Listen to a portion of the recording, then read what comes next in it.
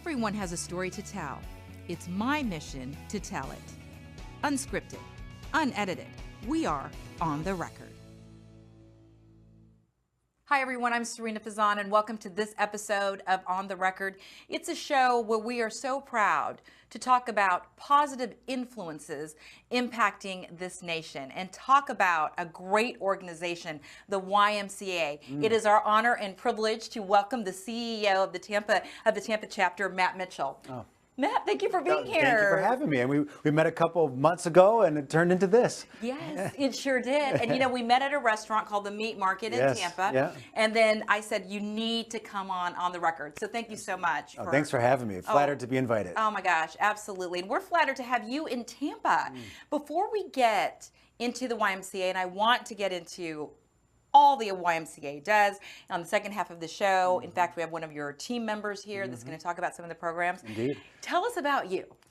Well, me, Matt Michel, born and raised in Milwaukee, Wisconsin. I've been in the YMCA for about 27 years. Never expected that the YMCA was going to be a career for me, but there's certain things that you do in your career that, you fall in love with. And the YMCA presents a lot of those opportunities in front of you as a young professional. There's things that you can really dig your teeth into and really own and create. And the YMCA has been just this avenue of creativity and community impact for me that I couldn't replace with any other organization. So Matt, you were sharing with me that you were in college. You were thinking, okay, I might go into the medical field. And then you saw some type of knee surgery and you're like, no way. That's exactly right. Oh my gosh. But at that time, when you were such a young man, right? And by the way, you look fantastic. We can say that on the record, right? You still look so young. I appreciate that.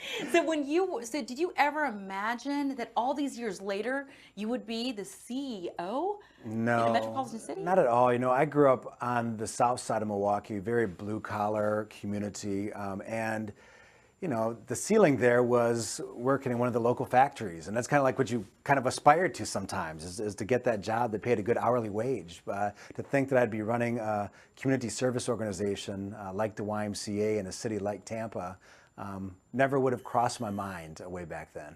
So tell us your path. So you worked in Wisconsin for 17 years, I believe you said. Indeed. And then you went as the chief operating officer to San Antonio. San Antonio, Texas, indeed, yeah. And then, I loved what you said before we got into the show, that you were the underdog, right, to get this job several years ago? It's just, Tampa's a big city, and this is a great YMCA here, and to get your first CEO job in a city like Tampa isn't very typical. So when you apply for new jobs, you talk to friends and talk to colleagues and individuals, and a lot of them said, you know what, you've never been a CEO before, you'll probably never get that job. Don't even waste your time. But I thought it's something I aspired to do, so gave it a shot, and it's all worked out so far. So I let you answer that question because you're so humble and so modest. Before you came on the show today, we were told by several politicians that you are the best CEO. You are. That's a lot to live up to. So it's very flattering. Well, again, thank you so much for being here. Indeed. So talk to us about the YMCA. I mean, it actually started in London. London, England in 1844. It was an avenue to get young men. It was the Industrial Revolution coming in from the rural areas into London. And there was a lot of bad stuff to get into. And there's a young man who said, well, how about I invite some of these folks to my living room and we'll just have some good, wholesome conversations and kind of the comfort of home away from home, to give people an alternative from getting involved in all the, what if there's gambling or whatever else, the drinking that was going on in town. And it grew, and it became this kind of a Bible study group that grew into other things. And the YMCA quickly started flourishing across the world and came to the States shortly after, 6, 7, 8 years later, into Boston. Then once it got to Boston, flourished throughout the United States. That is incredible. Yeah. So then we opened the doors in Tampa at what year? 1906, did you say? 1888 was when we started programming here in Tampa. Kind of close, not really. It's right there. But our first facility was erected in 1906 on the corner of Florida and Zach in downtown Tampa. So why is, you hear about the YMCA and you hear how great it is. Is it for all ages? It's for everybody. It is. It absolutely is. Now, back in the day, it wasn't. It was a very specific group of people they were serving, but it's grown into being the organization that can touch every life throughout our community. Whether you're, we start swim lessons at 6 months old, and we have programs until you're 96 years old. So no matter who you are, or what you are, or how you worship, or how you love, or how you make your money, the YMCA is a place where you can come and be an individual, and where we care about you. You can feel that you belong there, and that you connect to your community there, because there's something for everybody at the YMCA. And we on this show, again, it's unedited and scripted, and we also like to share some personal details. Yeah. So I have a 15-year-old daughter named Sammy, love of my life. But at 6 months old, I did take her to the YMCA to learn how to swim, and that was probably one of the best decisions I made, I felt, as a parent, especially living in the state of Florida. You are not joking.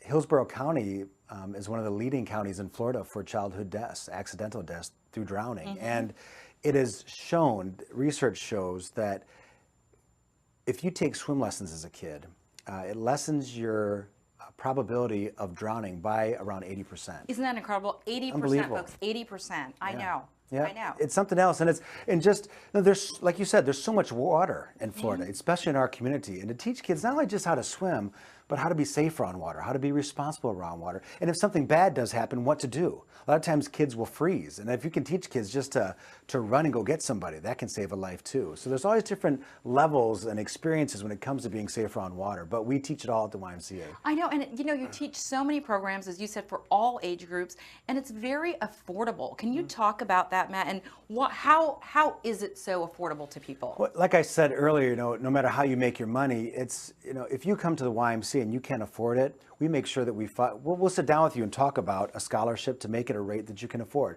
Sometimes, this is an issue for someone who just hasn't had money, who's never had money. Sometimes it's people who had money a couple years ago, but now they don't, but they don't want to give up that resource to the YMCA. So we have our rates to the Y to join as a member. If you can afford that rate, we scholarship it. We raise scholarship monies through dollars from private individuals in the community, through fundraisers, but we reinvested almost $8 million back into the community through scholarships for programs and subsidized programs and memberships across Tampa this past year. Congratulations. Thank you so much. And I'm so, of course, as we all are, so proud of the state of Florida and Tampa specifically. I mean, I also host Unlocking Tampa Bay for Visit Tampa Bay, which is, such an honor for me. Yeah. How have you seen Tampa grow? And goodness. Isn't it something? Well, I came here 5 years ago, and I share this all the time with colleagues and with staff, how fortunate we are to be in Tampa Bay right now. I have friends, colleagues across this country who are talking to their staff and their board about, hey, we have to close these 3 YMCAs so we can be sustainable 5 years from now, because we just can't, because populations are shifting. A lot of people are moving from different cities, moving out of cities, moving to Florida. You hear all the time how many people are coming to our city. And we're on the other end of the spectrum. We're talking about, how many YMCAs do we build in Wesley Chapel? 2 or 3, because there's so many people coming into town. And it's so great to be on that end of innovation and engagement, and trying to figure out how can we best meet the growing needs of this community, as opposed to, what do we do to stay sustainable with the shrinking population in the community. So, when I came to Tampa, Water Street wasn't there. Channel Side was kind of coming up a little bit. Some of the apartments along the river weren't there. And the skyline is even different now in Tampa than when it was when I came here 5 years ago. And it's going to be so much different in 5 years from now, too. It's just phenomenal to be a part of a community that's so vibrant and growing like that. I know, I love it. So what would you say the needs of Tampa are right now? Well, we ask a lot about that to our community. We're in the middle of kicking off a new strategic plan. Well, I should say finalizing that strategic plan. And we ask the community, hey, what is it that are the biggest needs? Healthcare comes up all the time. Mental health resources, especially for teens and what they're dealing with. Drowning prevention programs, of course, because it continues to be a problem in our community. And battling food insecurity. There's food deserts all throughout our community where people don't have access to healthy foods, and the Y tries to play a role in solving all those issues. Well, you guys are doing a great job. So coming up in the next half of the show, we're going to show some videos, but who are we meeting in the next half of the show? Okay, we're meeting with a great colleague of mine, Dawn Kita. She really helps to provide leadership to all of our healthy living programs, chronic disease prevention programs. A lot of people think of the YMCA and they think, Now, it's kids playing sports, it's gym and swim. Some people might be exercising, but we have a whole division of our operation that focuses on preventing chronic disease, working with diabetes prevention, working with high blood pressure programs, managing Parkinson's, cancer survivor programs, all these different types of programs that really add to the quality of life for individuals who are dealing or could deal with chronic disease. You know, I know I use the word love a lot, but one of the reasons why I love this show so much is because I didn't even know that. You know, and as a journalist, I'm saying as a journalist, I didn't realize all of these separate opportunities or options that the YMCA offers. Yeah, you know, we're a not-for-profit, we're a charity, but a lot of people don't know that because we don't operate like a typical, what you might call a typical charity. No, we have sustainable funding streams that help keep our YMCA moving. No, we charge for memberships, and that membership goes into reinvest. And every time we have a successful fiscal year, I don't get richer because of it. No, it gets reinvested back into back into the community. The YMCA, no, it's owned by the community. Our corporate board are the legal corporate entity of our organization. It's not me. So they entrust me to manage it on behalf of the community. And everything that we do gets reinvested right back into the immediate community. So even though we're not fully dependent on charitable contributions to provide our services. We do, a lot of the great things we do are reliant upon those charitable contributions of our community. Well, you can clearly see how passionate you are about it because of the smile that you have on your face and your eyes light up. Yeah, when you talk about it. The why is so many things to so many people. And that's why the other thing, I think a lot of people don't understand the why really that well because our services are so broad. We don't do just one thing. We don't just have one charitable mission. We serve so many different people, so many different parts of our population in so many different ways that until you're in our buildings and there for a while and part of the family, it's really tough to digest everything that we do. Well, we're excited to learn more and introduce Don. Absolutely. So stay with us, everybody. We'll be back right after this. Spring break. If it hasn't happened, it will happen. Here at Precision, I get the question of, can you fix this same day? All the time. Nobody wants to wait a few days to get their garage door fixed. The face that they make every time I say I can fix this right now is priceless. No, I'm not an actor. Would I be a good actor? Well, I could probably do it. I mean, this face is made for the camera. Precision Door Service, a name you can trust. Oh man, I'm gonna regret that. Hi everyone, I'm Serena Fazan and welcome back to On the Record. We're here with CEO Matt Michel of the YMCA, the Tampa organization, and we're inviting Don Kita to the studio. Don, thank you for being here. Thank you for having me. I appreciate being here. Gosh, okay, so tell us what you do. I mean, Matt gave us an overview of what you do at the YMCA and why you're so passionate about it. So I'm fortunate I get to work with our health programming. So the Y has kind of that fitness side that a lot of times people think of, right? I'm going to go and work out at the Y. But there's this whole other side with Americans now where we just need to be healthy, right? We're trying to control our blood pressure, we're trying not to get diabetes. 1 in 3 Americans will end up being diagnosed with cancer at some point in their lifetime. So we're trying to help people after that. We're really dealing with just getting through and being healthier. You know, with our active older adults, we want them to be able to tie their shoes, you know. So there's so much more than just fit. Now we're dealing with health. I love that. And so we have some videos that you shared with us that I want to share now. So talk about the videos that we are seeing. We're seeing, and is it okay to call it the older, should we say the older population? Look how cute they are dancing. Yeah, so our active older adults, we have all kinds of things they can do. As you can see here, they can do aqua fitness or aqua aerobics. They can come inside and they can do anything from AOA activities. They can do pickleball. They can do, there's pickleball right there. Gosh, they can do classes. We actually have a health program called Enhanced Fitness, which is for our active older adults. And that's actually to prevent falls and help them reduce their symptoms with arthritis. So we have that program. We're starting a new program called Healthy Steps for Older Adults, and that's to help them learn how to prevent falling within their homes and all of the other things that they can do. So we have all kinds of things for that. No, it's great. And Matt, why were so many of the participants in the video wearing the LiveStrong and the Survivor shirts? Sure, it's our cancer survivor program, and it's individuals. We all have someone in our lives, right, who had cancer, battled cancer, and some we know the results. Sometimes they don't. My father passed away from cancer. I'm so sorry. No, that's all right. He fought it well, But other people do make it through. And when you come home from battling cancer, your family's there telling you, "We love you. We're so happy you're here with us still. What can we do for you?" That's one thing, but to heal, sometimes it takes to be around people who went through that same battle that you did. And that's what the LiveStrong for Cancer Survivor program is at the YMCA, is putting people who've been through that same path together to be a resource for one another, to get back to having stamina, to being independent, and to doing things that you were doing prior to being diagnosed with cancer. And to be able to share, you're right, share your individual stories. And Don, I mean, that statistic is startling that you shared, that 1 in 3 people will be diagnosed with some type of cancer. Personally, this year, 3 of my friends have been diagnosed with breast cancer in 2022. So, I mean, it is out there. The best thing about the LiveStrong program is we meet them where they are. So some people, maybe just finished their treatment. Other people are 5 years out.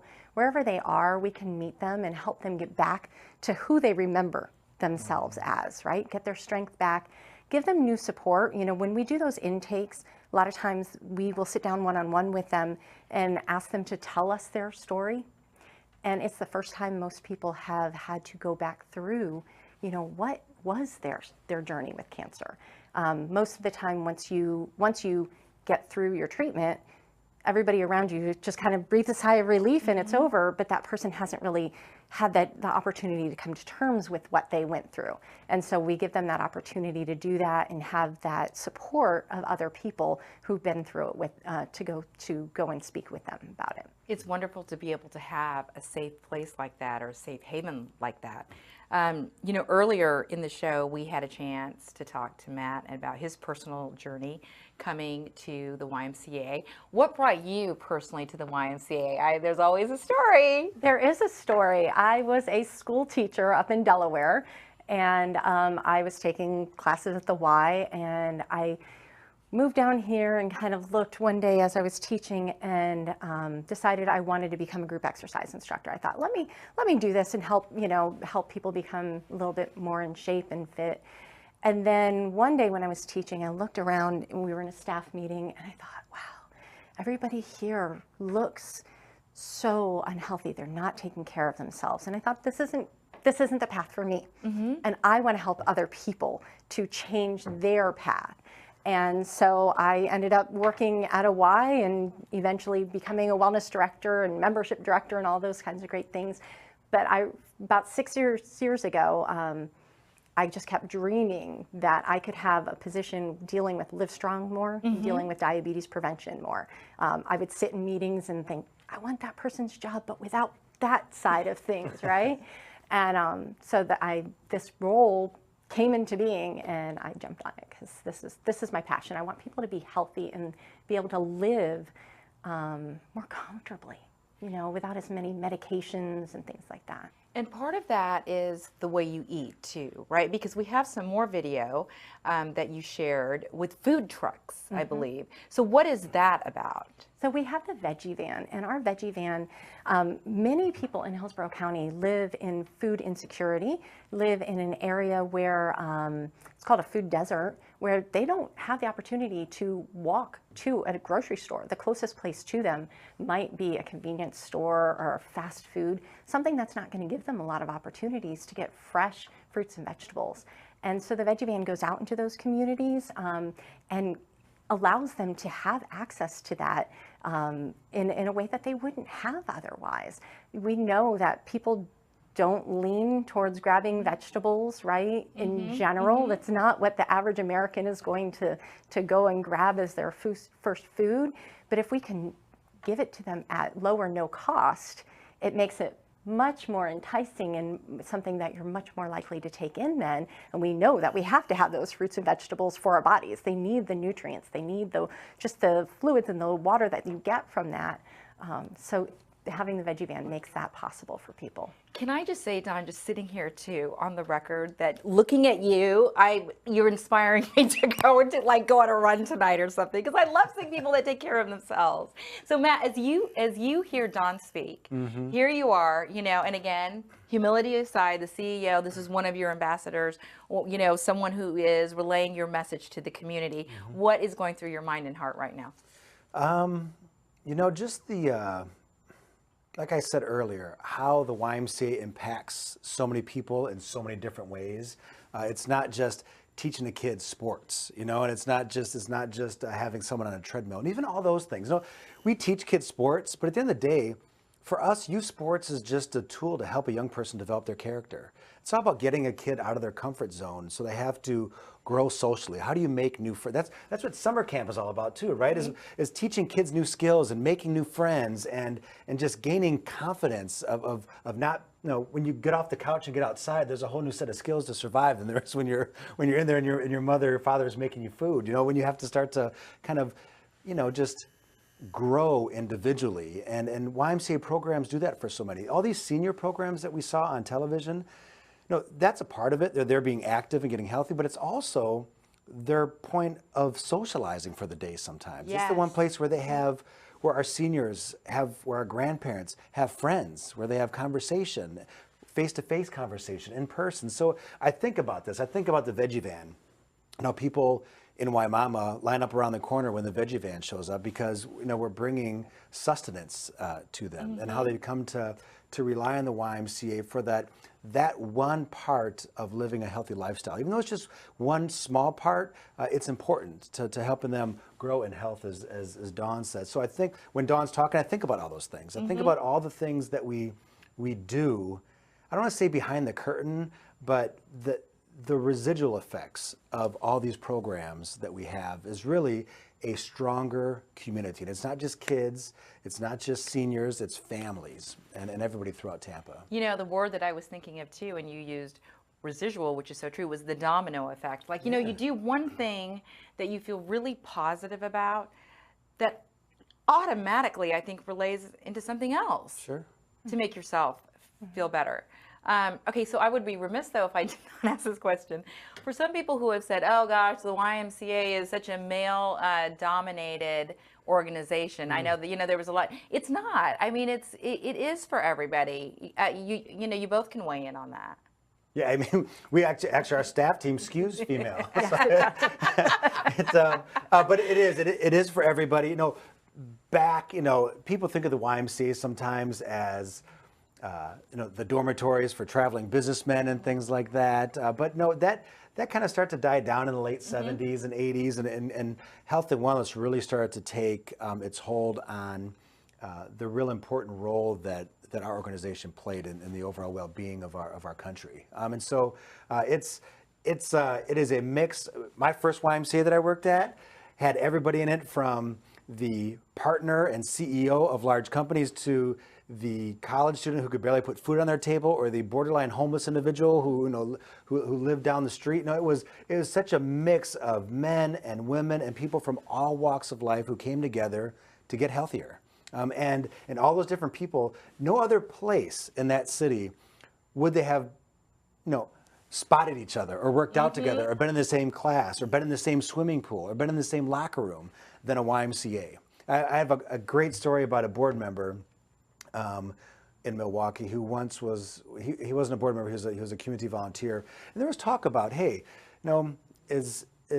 because the YMCA is the Young Men's Christian Association. Is that kind of exclusive, or does it really mean that you're welcoming everybody with having that terminology?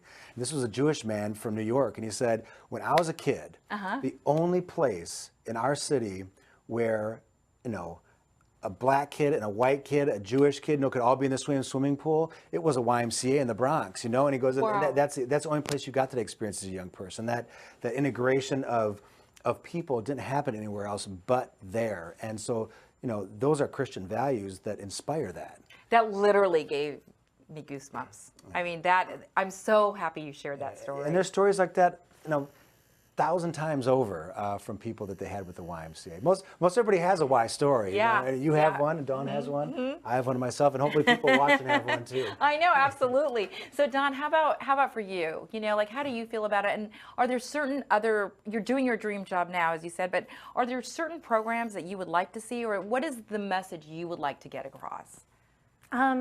The message that I like to get across is that when you really become a part of the Y, you will have a second family, an extended family. So I've seen that when I worked at the Northwest Y for a decade or so. Those people do become family.